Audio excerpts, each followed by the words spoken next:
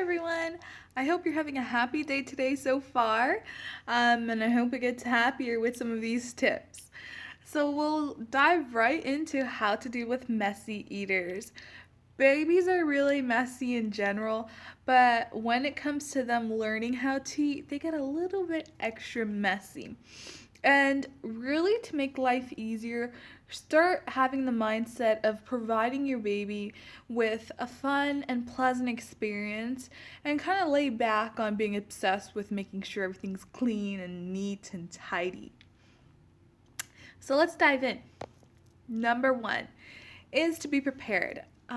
In preparation, it's more than having a bib on baby, but also think about putting an apron on yourself. The other thing to do also is to get a plastic mat and put it under the high chair, around the high chair.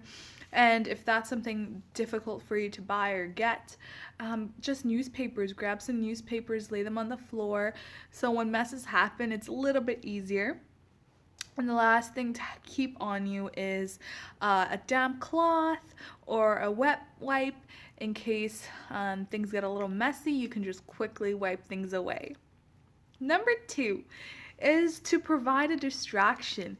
When dinner and eating really becomes a family affair and something you do together, baby's going to be more focused on what their sibling or mommy or daddy is saying more than tossing food around.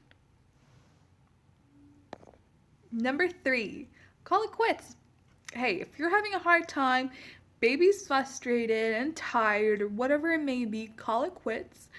In the sense of just remove the table, not the table, remove the food from the table, but in that place a toy or something for baby to have. This is really to help baby grasp the idea that although he or she isn't eating, you would like them to sit at the table for a while. And this really helps baby understand the value of family dinner time as baby starts growing.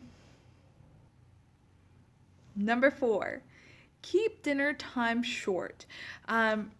Especially 1-year-olds, they won't last longer than 15 to 30 minutes on a high chair. So keep dinner very short. It doesn't have to be a long thing.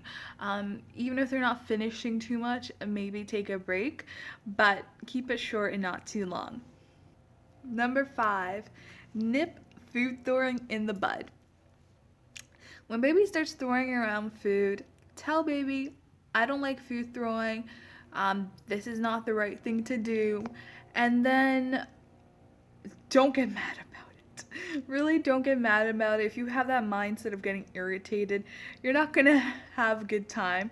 But it's important that you repeatedly say, we don't throw food around the house. We don't throw food in general, and for baby to understand that over time.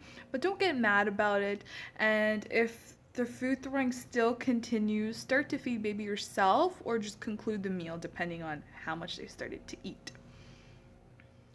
Number six, don't use breakable things, especially now that there's a lot more out there in the market.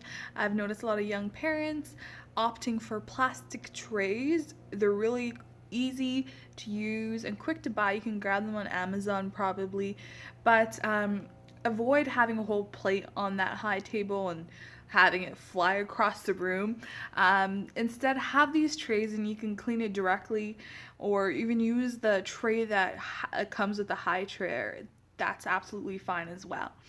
So these are simple tips and really reminders to keep you sane when baby's going through this new journey of learning to eat by themselves, and being there and being kind and consistent really helps baby grow and learn to be respectful, to just kind of get those foundational table manners, things like that in by simple things as saying, we don't throw food around the house. And just keep saying that, being consistent, and they'll grasp the idea, and everything will be great. And this phase will soon be the next step towards their growth.